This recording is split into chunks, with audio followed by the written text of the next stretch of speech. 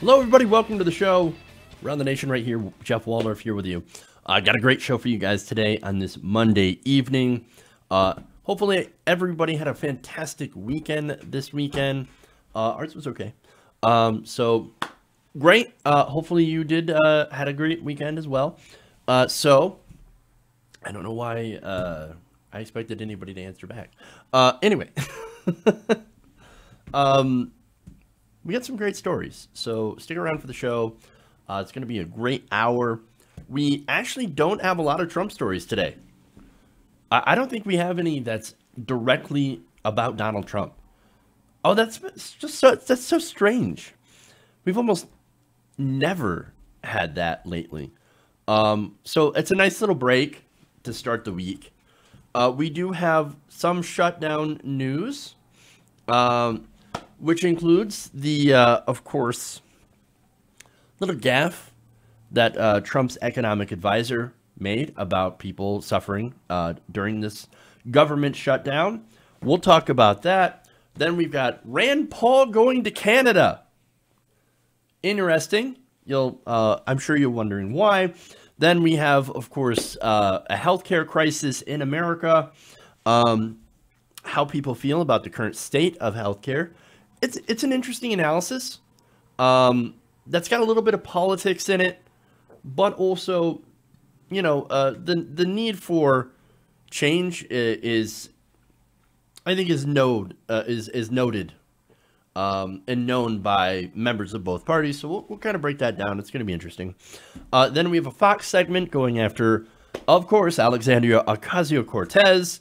That's fun. And then we have Chuck Todd going against Bernie Sanders.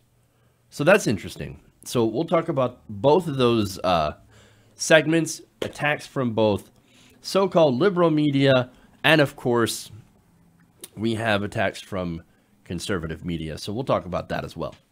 So a lot of fun here today. Again, hopefully everybody had a good weekend. We are still at $355 for the fundraiser for the camera. So we're still trying to raise money for that.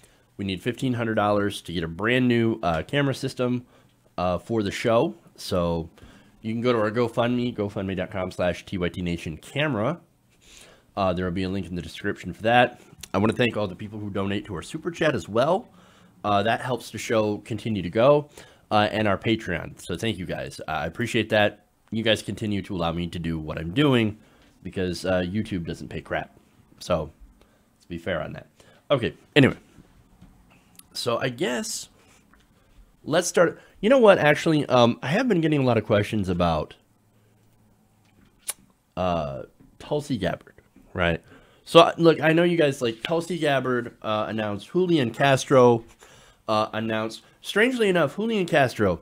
So now, one warning I have for people is beware of fake progressives coming out of the woodwork and declaring candidacy, right? So now Tulsi Gabbard's not that, right? Although she has a couple of problems in my opinion, right? But Julian Castro, again, this guy comes out with, oh no, I'm for the Green New Deal. I'm for Medicare for all. I'm for free college. I've just adopted the whole Bernie Sanders program. But Julian Castro was very business friendly when he ran as, I think he was a mayor of San Antonio. He's very business friendly, was not in favor of doing those climate change things, especially what's required for the Green New Deal. And he was an Obama appointee. So, yeah. I'm a little worried about Julian Castro, again, trying to claim that mantle of progressive when he's got absolutely nothing to back that up. So, and maybe I should do a segment here about that sometime in the future. We'll go through, we'll go through the, if you guys are interested, the history of Julian Castro and why he would be terrible. So, why we should not trust him, why I believe he's a fake progressive. So, okay. Anyway, we'll talk about that at another time. I've got a lot of research to do on that. But I just wanted to warn you guys that I do not trust that guy whatsoever. All right. Anyway. So now, that aside, Tulsi Gabbard, again, I'm not too. I don't know. I'm just not feeling Tulsi 2020. That said, if she actually somehow, and I think this is very rare, if she did win the Democratic nomination, then of course, yes, I would vote for her, right? But if you want me to get out there and knock on doors and or campaign or anything like that, I don't know, man. I don't see myself out there with like enthusiasm, at least not the way that, nowhere near the way I would be out there for Bernie Sanders. But that's just me. But anyway, let's get into some of the stories. Before we do that, holy crap, I just got stuck in like a loop for a second there. I like skipped a CD or something. But anyway, before I get into that, we are nearing 100,000 subscribers on the channel. So we're at 99,500-ish. So we've got 500 to go. Let's hit that this week and get that, 100,000, hit that milestone. It'll be amazing. All right. Anyway, now let's do stories. Let's start with the Trump's economic advisor.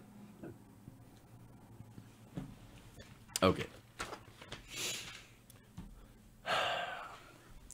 So the government shutdown continues with about 800,000 government workers still not working, or, well, the ones that are working, of course, they're not getting paid. So right now there's a lot of people that are not getting paid. Now I've talked about how some of these workers, they're living paycheck to paycheck. Some of them have been advised to sell their stuff at garage sales and things like that. And a lot of them are worried about how they're going to pay the bills, how they're going to pay rent or their mortgage or their car payment, et cetera, right? Now, one member of the Trump administration, an advisor, thinks, oh, no, the government workers, they actually love being furloughed. They love not being paid because to them, it's like a vacation. Watch. Huge share of government workers were going to take vacation days, say between Christmas and New Year's. And then we have a shutdown, and so they can't go to work, and so then they have the vacation, but they don't have to use their vacation days. And then they come back, and then they get their back pay, then they're, in some sense, they're better off. Now, that was White House economic advisor Kevin Hassett. That's the first time I've seen him, and likely probably the last, because boy, that was dumb. Oh no, they come back and they get a vacation, but they're not actually getting paid. But don't worry, they're gonna get back pay, so it's almost like they're better off. Oh really? We're doing them a favor by furloughing them. Really? Are you serious? You literally just called them this a good thing. Wow, man. Wow. Again, there's a lot of these workers that are living paycheck to paycheck. They cannot pay their rent. This shutdown has been going on for quite some time. Now, look, it's been nearly a month, almost a month. What happens when it stretches on to 2 months, 3 months? What's going to happen, right? I mean, Donald Trump himself has said this could go on for months, maybe a year if he doesn't get funding for his wall. Well, you know what's going to happen in that period of time? People are going to lose their homes. They're going to lose their car, their credit. It's going to be devastated. If that happens, by the way, some of these government workers, if their credit tanks, then they'll probably lose their security clearance and won't have a job to go back to when this is all over. This is devastating people's lives, and yet you guys call it a vacation. A vacation. Come on. How out of touch are these people? And look, here's the thing, right? So this guy, Kevin Hassett, well, he's not part of that demographic. He's got a lot of money. So he can't fathom the idea of losing his home.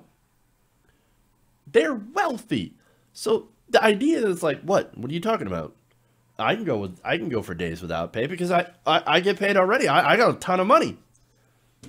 To them, it is a vacation. It is a vacation because they don't understand anything that working people actually go through. They don't understand that a lot of government workers work paycheck to paycheck or live paycheck to paycheck. That a lot of regular Americans live paycheck to paycheck, right? So there are people out there, I think, I forget the exact stat. There's a majority of Americans that would be wiped out if they had a $400 emergency. And that's it. They would have to go and they would have to sell their stuff, or they would have to try to borrow money from someone. And look, in other circumstances, they end up having to take out these payday loans, which are also incredibly expensive. The interest is insane. And they end up getting trapped into a debt cycle. This is the kind of thing that Americans go through that these people don't understand. Oh no, it's a vacation. It's a vacation to me. It's not a vacation. They're not having fun. They are literally, a lot of them actually getting second jobs and not showing up to their first one. Again, why would you want to show up if you're not getting paid? TSA agents, for example, a lot of them are like, dude, I'm not going to come in because it's not that I don't want to, it's that I can't afford to. I got a family to feed. So yeah, I'm going to go take a second job and not show up at this job. Or they're doing both. Again, they're so disconnected from the lives of regular people, man. And here's the thing, right?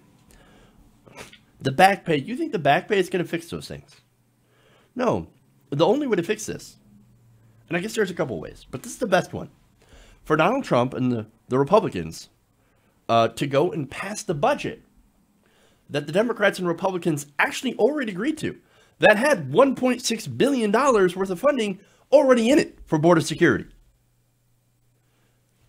That's the way. That was the one that Donald Trump first said, yeah, okay, I'll sign that. And then he rejected because Ann Coulter called him weak. This is like look, you know what? Maybe we shouldn't call it the Trump shutdown. Maybe we should call it the Ann Coulter shutdown. The Rush Limbaugh shutdown. Because it's those guys' fault. That Trump listens to those people who should be absolutely irrelevant. It's like me talking to the Obama administration. You think the Obama administration is going to listen to me? I wish. But they didn't. But for some reason, they take people like Ann Coulter and Rush Limbaugh, and they listen to them, and that actually informs them on policy. And then he takes policy advice from Fox News. It is disastrous. That's why we're in this. That's why we're in this ridiculous Trump shutdown. Look, again, we can fix this. He can actually fix this. The ball is in Trump's court. That is unless, of course, Republicans have enough balls to pass a continuing resolution and override a Trump veto. Will there be enough? I don't know. But if they don't, I don't know when this madness is going to end. Okay. Moving on.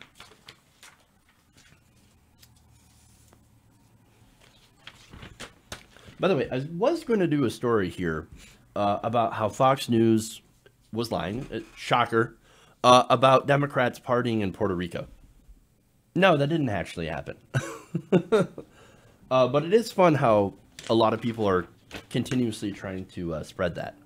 And look, I ain't no fan of Nancy Pelosi, but to say that she was partying in Puerto Rico, when again, there was absolutely no proof of that, during the government shutdown is just, again, it's ridiculous. And it's not true. But anyway, let's move on.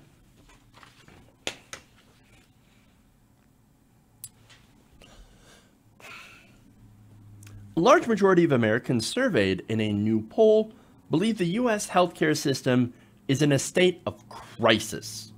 Now, this is according to a new Gallup poll, which showed that 70% of respondents believe the healthcare system has some significant issues compared to about 30% who says, oh no, it's absolutely fine. Really. Now, I love the breakdown here that I'm going to show you. So this breakdown, of course, it looks at partisans, right?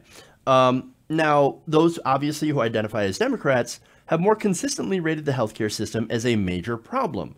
Now, of course, that also happened during the Obama administration, but I think it was actually less.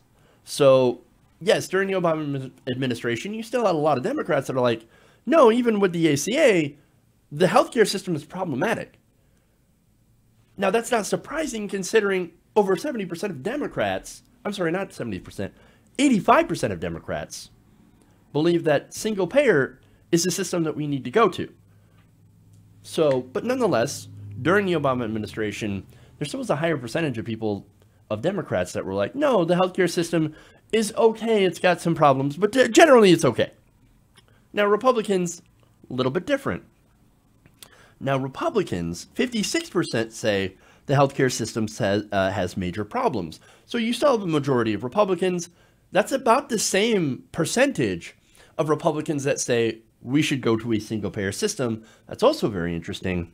But that's actually down from 70% a year ago and from 80% in 2016.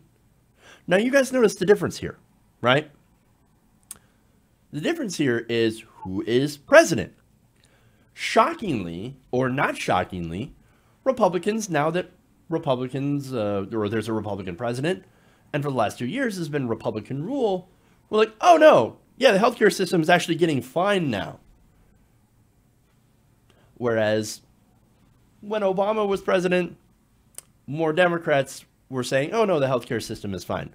Even though there is a solid majority on both sides that throughout the whole time, no matter who is president, is saying this healthcare system is broken. It is absolutely broken. And again, I'm in that group, right? Because I've known that the healthcare system has been in crisis for a lot longer than 3 years. We've needed single payer for a very long time, decades.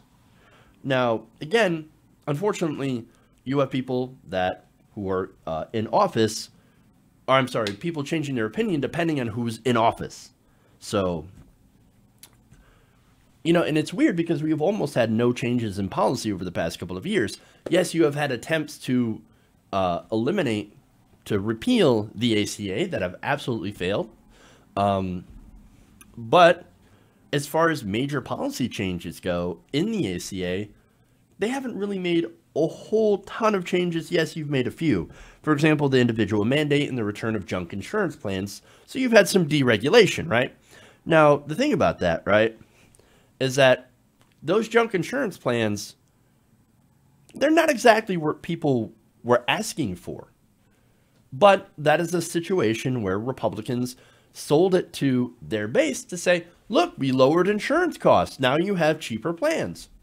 But it turns out when you use those junk insurance plans, yes, you don't pay as much now in premium, of course. But if you're going to actually need to use that insurance someday, well then you are definitely going to pay. There have been a lot of stories. And look, you know, I've talked to my... So here's the thing. Every time I go to the doctor, right, I always ask, or if I see a different doctor in a different place, I ask, what do you believe that we should have a single-payer healthcare insurance, a single-payer healthcare plan? Now, everyone that I've asked, and I haven't asked a lot, but and this is all anecdotal, by the way. I've asked them, you know, do you believe in single-payer? And they said yes. Now, one of the doctors that I was talking to talked about these junk insurance plans. That they say, oh no, I've got a $25 deductible. How come I'm getting charged $1,200 for one visit?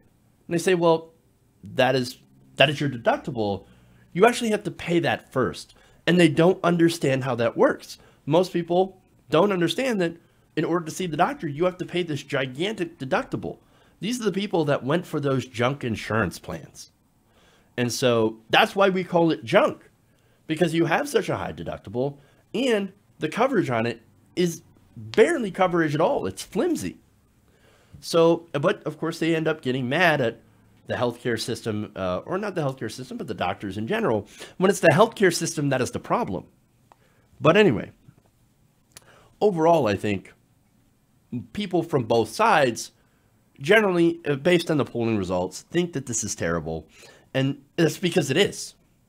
The ACA is, yes, it was a step, but it was also terrible. It's basically, as Ron Placone always puts it, putting a Band-Aid on a broken arm. The problem is for-profit healthcare.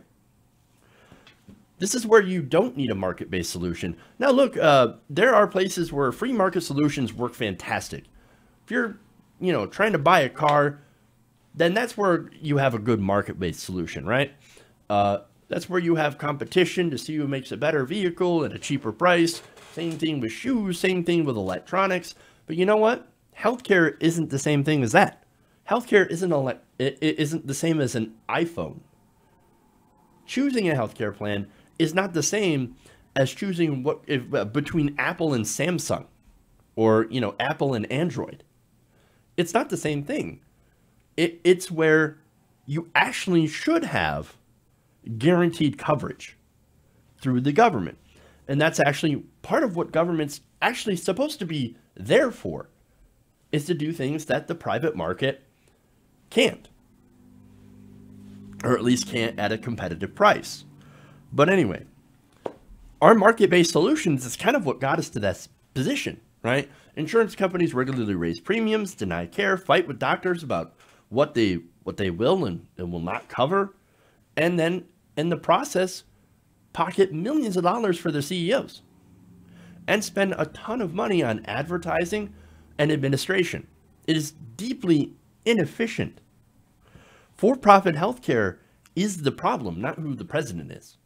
And again, the president does have the ability to at least push legislation and say, this is what Congress should be doing. You should put this piece of legislation to the floor and use that bully pulpit. But again, President Trump never really cared about healthcare. I remember when he promised, oh no, we would have fantastic healthcare. It would be tremendous. We would make sure that nobody gets left out and nobody dies in the street. Everyone will have healthcare. Well, how did that turn out? About the same as when Democrats promised that the ACA would give everyone healthcare. It didn't. It didn't. And all these promises of, oh no, we want to give affordable access to healthcare coming from some Democrats is terrible. It's a terrible policy. And of course, it's not going to work. The only thing that'll work is a single-payer healthcare system, Medicare for all, HR 676. The system is broken, and we need that single-payer.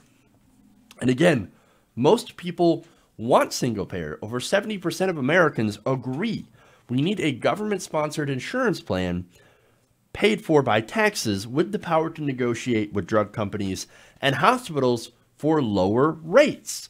We will actually save money. Studies have shown that.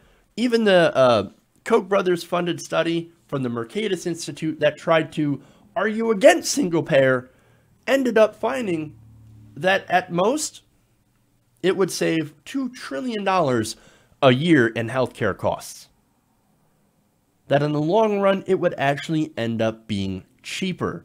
And I'm sorry, that's $2 trillion over 10 years.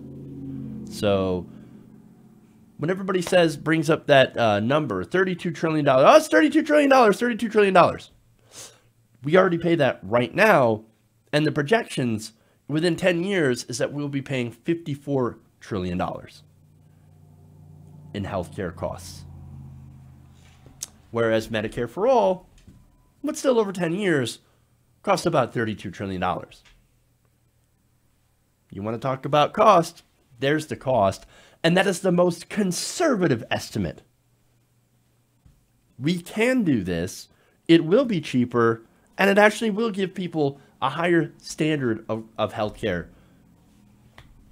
So it's a solution that almost everyone can get behind. Unless, of course, you're a health insurance CEO or a politician or a lobbyist. We are in a healthcare crisis. Everybody knows it. And also everybody knows how to solve it. Medicare for all. Okay. Let's go to Rand Paul.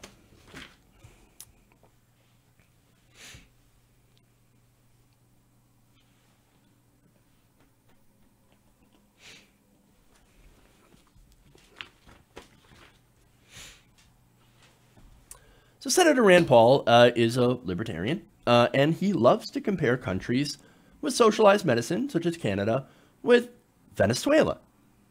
Now, he's also the guy that doesn't mind getting care in Canada. Now, earlier it's been reported that the Louisville Courier-Journal said that Rand Paul will be now traveling to Canada to get surgery on a hernia. Oh, now, this is an interesting story. And there's parts of it, of course, that are not getting reported. And so I'm going to go through and I'm going to touch on those areas to make sure that we get the full story here. But first, the Courier-Journal discovered that Rand Paul is scheduled to have a hernia operation at the Shoulder's Hernia Hospital in Thornhill, Ontario, next week. Now, that's according to documents filed in the senator's civil lawsuit against his neighbor who attacked him last year and left him with 6 broken ribs and a bruised lung. So, look, that was a vicious attack, and I don't agree with people attacking him. But why was he using his government-sponsored healthcare to take care of those, by the way? I mean, if he doesn't believe in government, then why would he use his government-sponsored healthcare that he gets in order to do that? He should go out and shop around for private insurance. I'm just saying. But anyway, okay. That aside, the question is, why is he going to Canada? Isn't he an American? Now, I mean, aren't we number one in healthcare in the world? Don't people from every other country want to come here for our excellent standards of healthcare? Well, apparently not Rand Paul. And again, going to Canada with its socialized medicine? Isn't that supposed to be a horrible thing? Again, that's not me saying that. That's Rand Paul. Rand Paul attacked Canada's healthcare system and socialized medicine in general as slavery. He said, with regard to the idea whether or not you have a right to healthcare, it means you believe in slavery. So believing that everyone has a right to have healthcare, that is somehow the same as indentured servitude slavery. Okay, right? Now, he said, you are going to enslave not only me, but the janitor at my hospital. Your janitor that probably doesn't have health care. The person who cleans my office, the assistants, the nurses. You were basically saying you believe in slavery. Slavery, guys, slavery. Hey, you know what real freedom is? It's dying because you can't afford insulin. Because insulin prices have shot up. Freedom. America. So obviously, Rand Paul has no problem going to a country that is filled with slaves in order to get his treatment for his hernia. I mean, Canada. Canada! Now, of course, the hernia operation, and here's where the caveat comes in, and what a lot of people are not reporting. This will be at the world-renowned Shoulder's Hernia Hospital in Thornhill, Ontario. That hospital, according to its website, is the only licensed hospital in the world dedicated to repairing hernias. So it is the top of the top, the elite of hernia surgery. And you know, Rand Paul, well, he wants to get the best of the best, right? Now, that hospital is also privately funded and operated. So it's kind of sitting outside of the socialized healthcare system, to be fair. Now, Kelsey Cooper, a spokesman for Rand Paul, told The Hill that, quote, this is a private world-renowned hospital, separate from any system, and people come from around the world to pay cash for their services. So how much in cash will he pay for this service? Well, this hernia procedure is likely to cost between $5,000 and $8,000, according to the Courier-Journal. Well, it must be nice to be able to afford $5,000 for surgery in cash. Real nice, right? Now, the question is, though, this is a private hospital operating in Canada. But wait, how can this place operate within a socialist hellscape known as Canada? And I'm sorry, it is a frozen socialist hellscape. Different from some of the hotter hellscapes where we have socialism, like Venezuela. Now, it's privately funded, but doesn't socialism destroy everyone's private property? I mean, again, turn on Fox News. I got a segment later where he's like, where this guy on Fox News is like, socialism. It's where they come in and they take all your private property and they destroy it. And they redistribute it to everybody else. Well, wait a minute. That's not what's happening here. That's not at all what's happening here. Again, private hospital, socialized medicine in the country. Wait a minute. Shouldn't they have literally taken this private property and given it up to everybody or to the government? No, because it's a fundamental misunderstanding of what a single-payer system actually is. And what socialism is, by the way. But anyway, the thing is, if Canada is a socialist country, they're doing a pretty bad job at it. Now look, everybody is covered in healthcare when it comes to Canada. Now there are significant gaps in their healthcare system, but it significantly rates higher than the United States when it comes to healthcare, when it comes to costs, and when it comes to outcomes.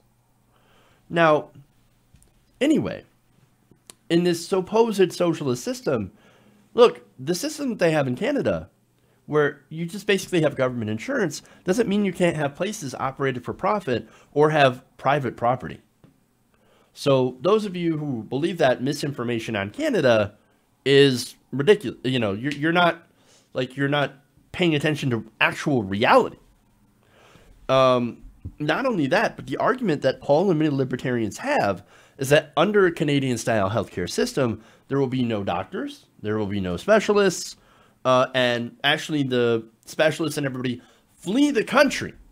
Again, they say that, well, if you have single-payer here, everybody's going to flee America. There will be no doctors left. And then you'll have massive wait times and everything will be terrible. Well, again, that's a ridiculous argument. It's not true. It's as dumb and as wrong as saying that universal healthcare is slavery. Wait. Who just said that? Oh, right. Look, Canada actually has great doctors. The Netherlands has great doctors. Norway, Sweden, Finland, the UK, they all have great doctors. And they all have single-payer healthcare systems. Now, is that system absolutely perfect? No. And look, in a lot of those places, there are higher waiting times in America. But then again, in America, if you don't have insurance, then, well, how long's a wait time? I mean, how long of a wait time is never being able to see a doctor because you can't afford it? I would say that's a pretty long wait time, but that doesn't get counted. But anyway, so one more thing, right? Now, people like Rand Paul love to point out the medical tourism from the United States, or to the United States from Canada, right? It appears that it's the other way around this time. Like, many wealthier Canadians, or some wealthier Canadians, do come, or might consider coming to the U.S. for elective treatments due to some of the wait times, right? But what's interesting is there also apparently seems to be a little bit of a growing demand, not a huge demand. It was somewhere around 500 to 600 between 2011 and 2015. Americans, or I should say, Americans coming to Canada for treatments, mostly like related to cardiac, cardiovascular surgery, things like that. So, and look, is there a reason for that sort of reverse medical tourism? Yeah, things are cheaper in Canada. But anyway, now since the hospital that Rand Paul is going to actually has little price difference than its counterparts in America, the fact that he's telling American doctors to basically F off is very interesting. He's actually choosing Canadian doctors because they have a higher standard of care. That is another thing that they say people in socialized systems aren't actually able to have. Oh no, if you're in a socialized healthcare system, you have lower standards of care. But no, that's not what's going on at all. So that's a very interesting move for someone who regularly attacks Canadian healthcare to actually come in and use Canadian healthcare.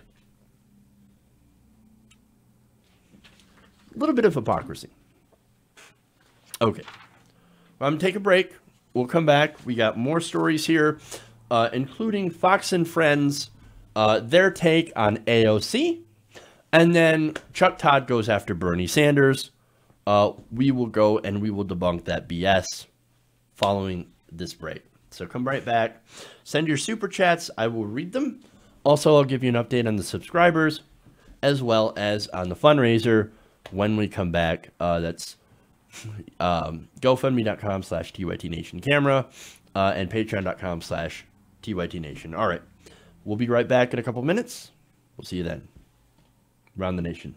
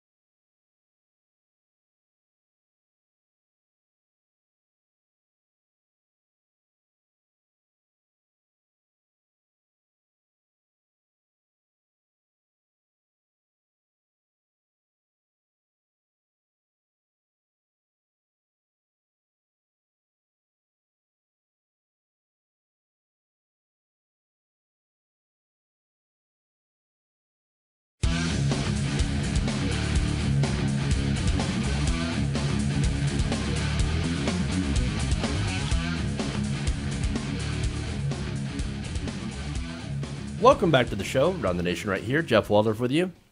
Okay. So we have $380 now in the TYT Nation Camera Fund. Thank you, Shane McAndrew. I appreciate that. Thank you so much. No super chats, that's fine. But we're at 380. Let's check the subscriber count here as we are getting super, super close. We are at 99,534. So close. All right, we're getting there, guys. We're getting there. And thank you so much to all the new subscribers. You guys are awesome. All right. So now let's go into The segment with AOC. You're going to love this. All right.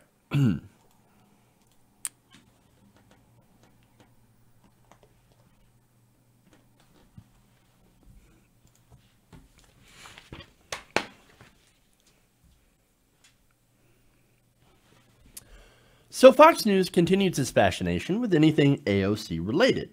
This time, of course, her 70% tax plan on the rich. Now, that 70%, of course, is marginal taxation. That means anything over that margin, anything over $10 million, that is any dollar over $10 million made, is taxed at 70%. That's what actually marginal means. But as you're going to see, of course, in this segment on Fox News, with both Ainsley Earhart and Michael Goodwin, they will not be talking about that distinction, and it will be for a reason. Let's take a look. Alexandria Ocasio-Cortez, who wants the new Green Deal and Medicaid for all. I mean, Medicare for all. 70% tax. Yeah, this is now what I call sort of the race to crazy land. Everybody on the left is acting as if there's no history here, that government can take all private property and redistribute it. It's the great redistribution race that they're in, and we're seeing it up and down the Democratic Party. Really? Oh, that's interesting. Now, look, I wasn't aware that the left was urging the government to take away all private property and redistribute it. I mean, again, they're not going to come take your house and then give it to some poor person. No, that's not what they're doing. But if you listen to that guy, that's certainly what it makes it sound like, right? But in reality, no, we're not. What we are is we're asking for taxes on people who are incredibly wealthy, who make over a certain amount, to be taxed more, so that we can actually use that money for things that help the majority of Americans. And it's not as if we haven't done anything like that before. We have. Now, here's the thing. How is it that using our tax money that we already pay into, right, for our health care, that, look, we're going to use healthcare at some point in our lives, right? How is paying in taxes to pay for that healthcare a horrible thing? In reality, government funded and government run healthcare systems actually do work better. They're more efficient, and they actually cover every single citizen. I mean, again, we already have an example, which is anybody over 65 is covered with Medicare. Medicare is cheaper, it's more efficient, and while it does have gaps in what it can do, there are current pieces of legislation out there that will actually fix those things. And look, a single-payer system, we have evidence from the other countries that do it. It's not as if this hasn't been tried before. Other countries do it, and they end up having actually better health outcomes for patients, while costing the taxpayer a fraction of what we spend on healthcare here in America, which is for profit. Canada, we pay half of what Canada does per capita, which means per person, for healthcare. And most of us aren't covered, and most of us end up paying more. But again, these are talking points, as you can see, and they seem to be heading every scare tactic. Socialism, the history of where redistribution doesn't work. They're going to take your stuff and they're going to redistribute it, right? Well, first of all, I want everybody to ask those Nordic countries who seem to be doing quite well with a single-payer healthcare system and higher taxes on the rich, if that's such a terrible thing. But hey, I'm just getting to the fun part. In fact, here's where it starts. Watch. How do they have so much support, though? Because when you hear they're going to tax 70% of your paycheck if Alexandria Ocasio-Cortez gets her way, how do they have so much support? That's a lot of money for people to give back to the government. I think a lot of it is ignorance. I frankly think American young people today are not being educated properly in schools. They don't know the history of our country. They don't know the history of other countries. They don't understand economics. Now, Ocasio-Cortez, she's charming and delightful in many ways. She got an economics degree from Boston University, and she clearly doesn't understand how the unemployment rate works. She said that it's low because so many people have 2 jobs. Now, how do you get an economics degree from a major college and not understand that that's not how the unemployment rate works? How is that possible? I think that's what we're seeing. Civics isn't being taught. So people don't understand government. They don't understand the economy. They don't understand how taxation and regulation. A lot of people don't pay federal taxes, too. Yes. Michael, thank you so much. Oh, I love that. I love that part. That's literally the best. And I love how they tack on the end here. Oh, most people don't pay federal taxes anyway. Yeah. Why do you think that is? Well, it's because, for one, they're too poor to pay federal taxes. That's what the majority is. And the second, of course, is Republicans love to cut taxes on the rich, but also they include as a breadcrumb the middle class. So that's why a lot of people end up not paying federal taxes. But I love how she shoehorns that in as if that's some sort of valid point. Oh, but most people don't pay federal taxes. Most of the taxes are paid for by the rich. Why do you think that is? Because they've got all the money. They've got all the money. That's why they pay all the taxes, or at least most of the taxes. And that's sort of the way that it's supposed to be in a progressive tax system, is the rich pay more. Shocker. That's kind of how it works. Wow, amazing. But I love the point. My favorite point here is, oh, people don't understand how taxes work. It's the ignorance. These people are just so ignorant. I mean, they don't understand how it works. They're going to take 70% of your paycheck. AOC, if she gets her way, she's going to take 70% of what you earn. Really?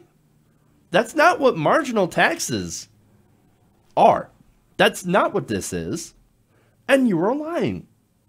Again, he either doesn't understand marginal tax rates, which again, the people who would see a 70% tax rate on their earnings are all multimillionaires, people making over $10 million a year. Do you know how many Americans that is?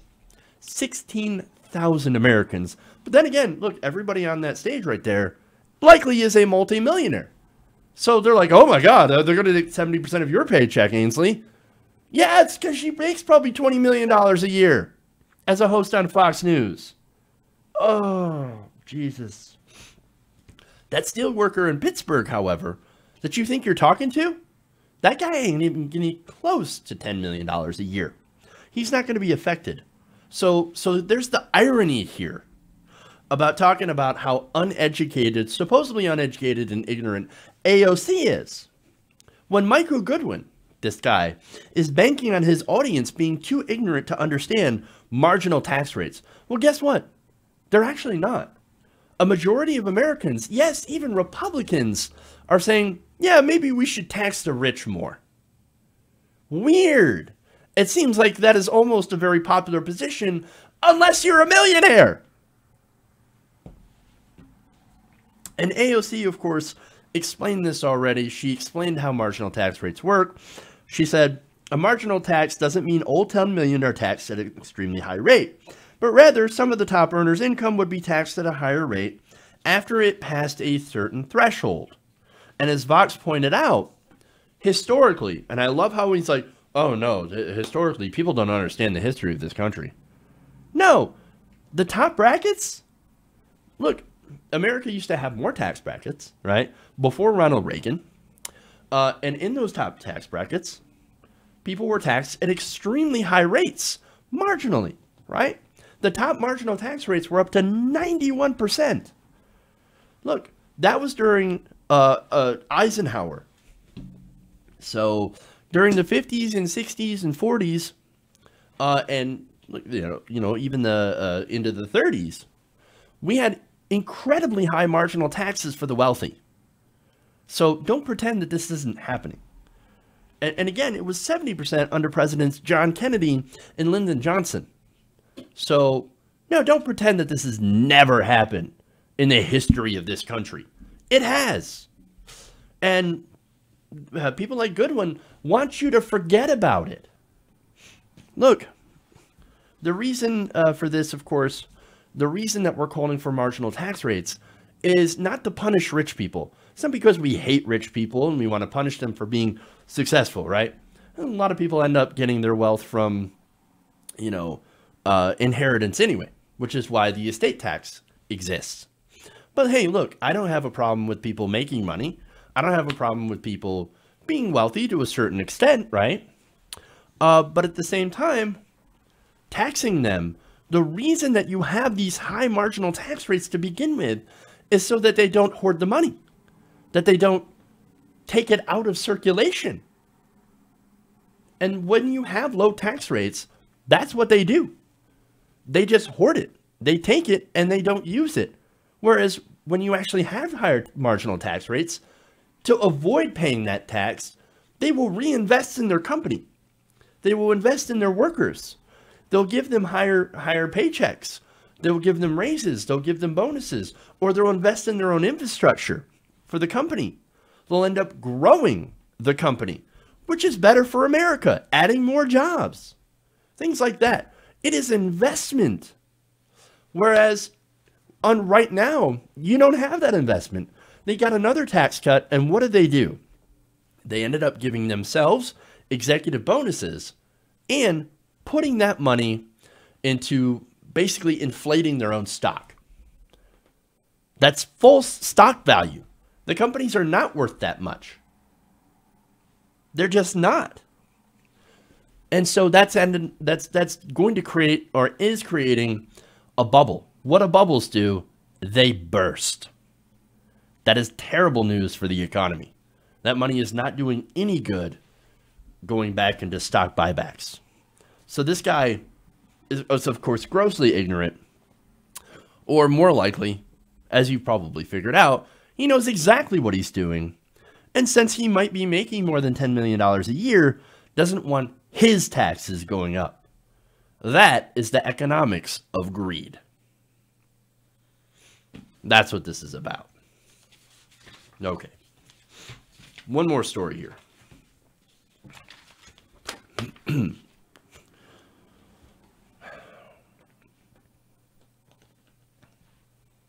Whoops. Okay. Yeah, I'm sure you guys love that sidebar. All right.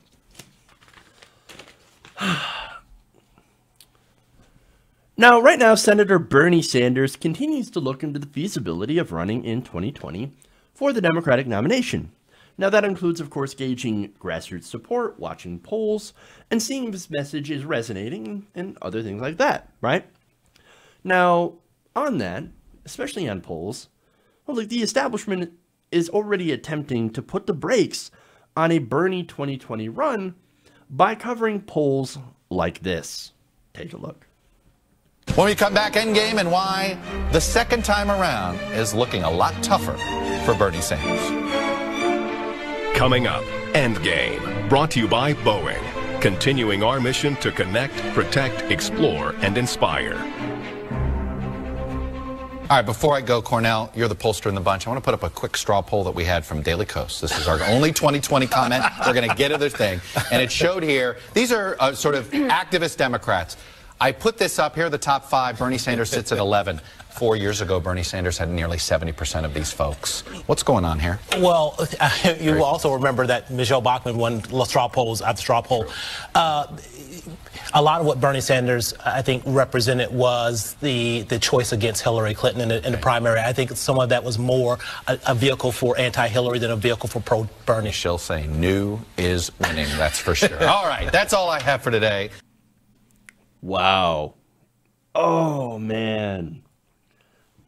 I love how this is. Oh, this is activist Democrats at Daily Kos. Really? Really? But let me, before I dive into that, I just wanted to show that Boeing commercial right there. Or that Boeing advertisement brought to you by Boeing, representatives of little people everywhere. Look, I haven't watched cable news for a very, very long time. So, but if you're familiar, you would see commercials like that all the time. Commercials for, not only defense contractors, Boeing, Lockheed Martin, etc., but for oil companies, for natural gas. Seeing those ads, that's who backs these channels. Gee, is it any wonder why they're anti-Bernie Sanders? Huh. But anyway, so this poll from Daily Kos shows that, Bernie Sanders, he's in serious trouble. He better not run, wink, wink. No, you kidding me? The Daily Kos, for one, is not progressive, right? Number two, they've had a hard-on for hating Bernie Sanders since 2016. Marcos Melitsos, who is the founder of Daily Kos, is an avowed Bernie Sanders hater. Along with Sally Albright, sorry.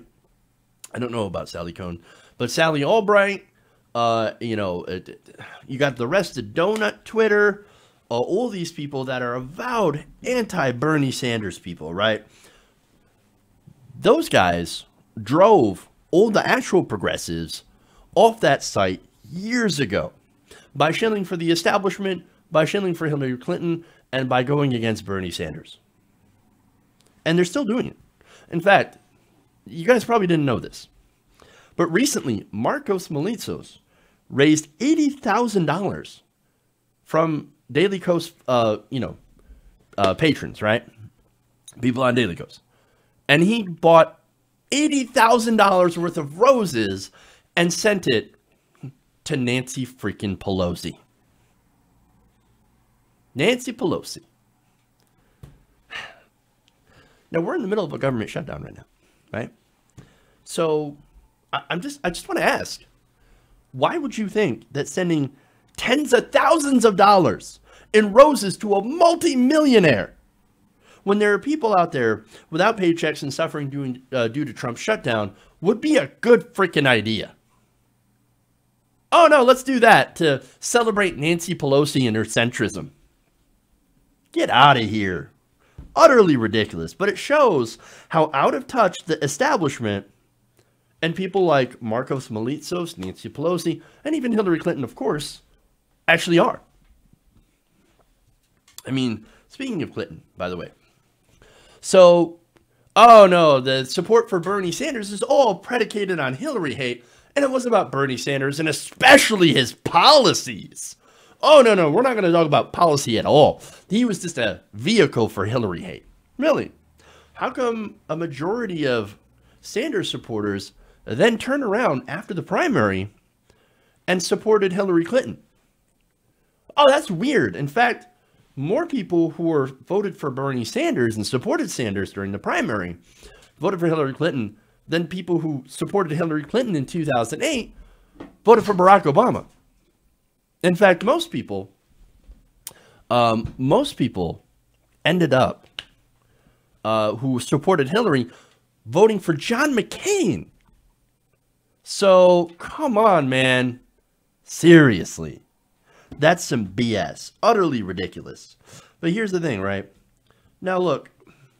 The reason that people actually support Bernie Sanders is that they saw his policies and were like, holy crap. First of all, Medicare for all. Single payer. Well, I like Medicare. Medicare's the most popular program in the country. Everybody likes Medicare. Well, now there's a politician that's saying we want to give Medicare for all. We want to give Medicare to everybody. And we want to improve it. We want to make it better. We want to make it cover more so that it's even better. And it's for everyone. And people like that. It polls at 70% of the American people, 85% among Democrats. Not only that, free college polls 70% of the American people. Living wage polls really highly among Democrats and among the American people, over 50%. And they look at those policy positions and they say, wow, there is somebody who actually wants to represent me. Here's an actual progressive. And we've never, ever seen that before. Ever seen that before. Not only that, but nobody else wanted to fight back against the banks and the multinational corporations. Nobody. If Bernie was the anti-Clinton vote and had nothing to do with policy, well then, how come Jim Webb, Lincoln Chafee, Martin O'Malley didn't split the anti-Clinton vote? They were in against her. They were in the primary. Some people were out there feeling the chafe. How come they didn't split the vote? Because it wasn't about anti-Hillary. How come it ended up being a frumpy Jewish guy from Vermont who yells a lot that ended up getting the supposed anti-Clinton vote? Or maybe it's that it's not that that's not what it was about. It's about good policy. It's about the policies. And that's why a lot of Democrats that are running are now saying that they support those same policies. But most of those same Democrats do not have the track record of supporting those policies like Bernie Sanders, which tells me that they're not interested in pushing those policies. They only use it as a talking point. But of course, they wouldn't be doing that, by the way, if Bernie Sanders hadn't made such a gigantic impact. And that is why the establishment is scared of him, because he has pushed the conversation left. And he has awakened a sleeping giant in progressives in this country that neither party was ever prepared for. That's why we're seeing hit pieces on polls and BS polls before he even announces. He hasn't even looked into this yet. Or I'm sorry, he hasn't even announced yet.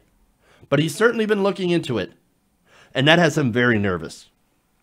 And I said BS poll. Let me show you the results of this poll, by the way, from Daily Kos. You're going to love this. Watch. Take a look. All right. There's the demographics. This is the breakdown of the people who voted in this poll.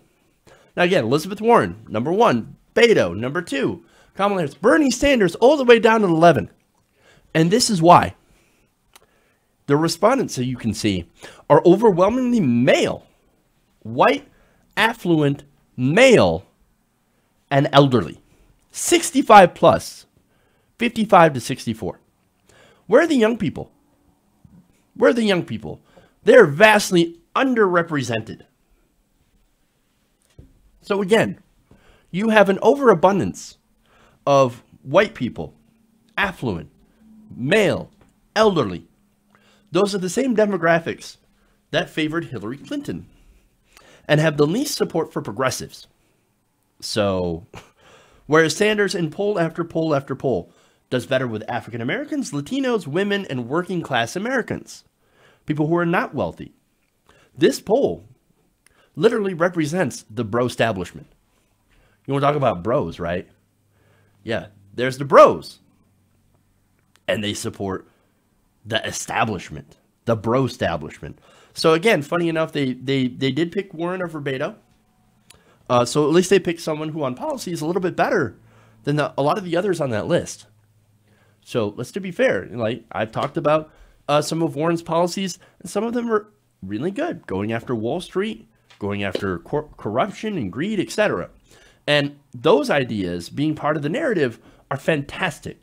And hopefully that any person that ends up winning the nomination, whether it be Sanders, whether it be anybody else, hopefully will adopt those same sorts of anti-Wall Street, pro-consumer policies. But that said, right, overall, this poll is complete BS. And to use it on your show, Chuck Todd, to prove how Bernie Sanders is finished, is obvious establishment propaganda and shows how desperate they are to do anything that they can to stop Senator Bernie Sanders. Okay. That's all I got. Thank you for watching the show. Thank you for going around the nation with me today. Thank you for the super chats. Yes, thank you for the super chat here. I Fart Magic says your super chat looked lonely. It did look lonely, so thank you for that. Thank you for the donations to the campaign. Also, please make sure to like and share the stream and share the videos as well. We'll be back tomorrow, same time, same place. Some fantastic stories, so make sure to tune in then tomorrow at 5 p.m. Eastern. All right, thanks everybody. TYT is next. Love you guys, and remember, change begins with you. Good night, nation. We'll see you tomorrow.